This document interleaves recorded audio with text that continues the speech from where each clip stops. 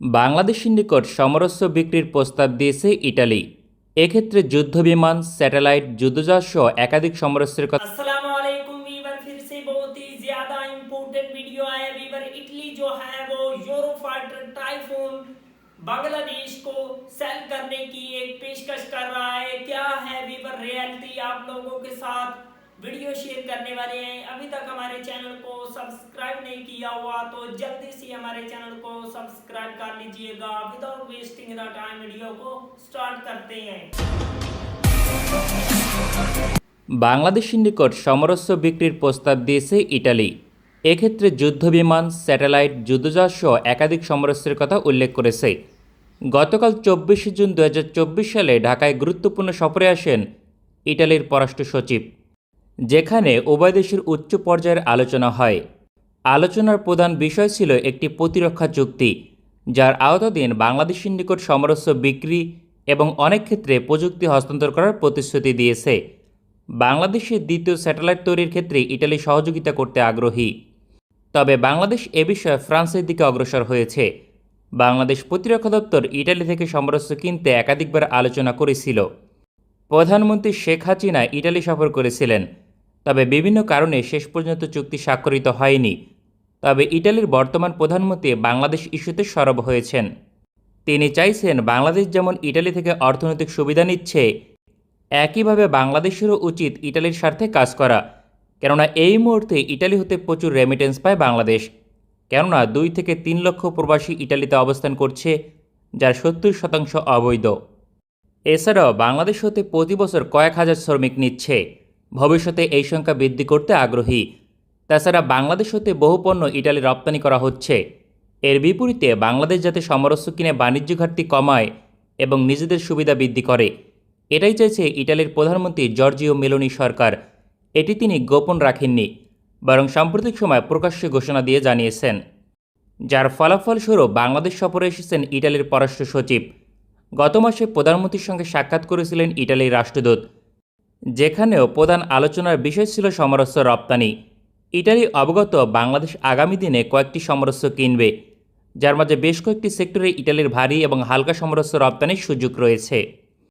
বাংলাদেশ সামরিক বাহিনী ইটালি সমরস্য দীর্ঘদিন থেকে অপারেট করে। বিমান বাহিনী বিভিন্ন আধুনিক রাডার সিস্টেম, নজরদারি এবং অ্যাটাক ড্রোন অপারেট করে। অন্যদিকে নৌবাহিনী অ্যান্টিশিপ মিসাইল, রাডার এবং জাহাজ অপারেট করে। ফলে ইটালির সঙ্গে বাংলাদেশের সামরিক সম্পর্ক নতুন নয়। বাংলাদেশের নিকট এবার ভারী সমরস্য রপ্তানি করতে চায়, আর এজন্য প্রয়োজন নিরাপত্তা চুক্তি স্বাক্ষর করা।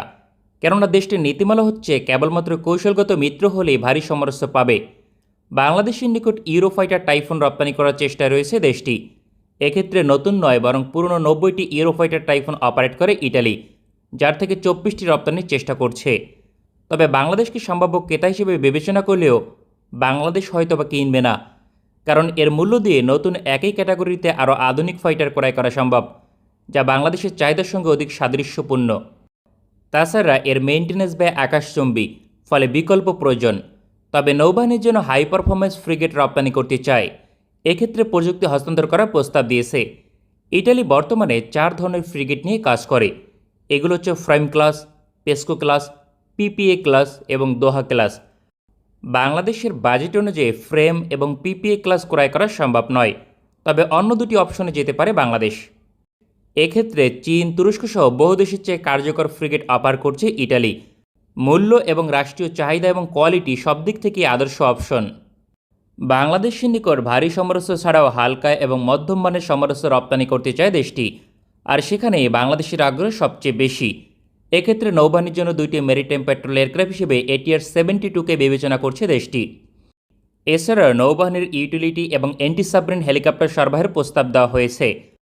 অন্যদিকে হেভি লিফট হেলিকপ্টার কেনার আলোচনা করেছেন জাতীয় নিরাপত্তা উপদেষ্টা তারেক সিদ্দিকী।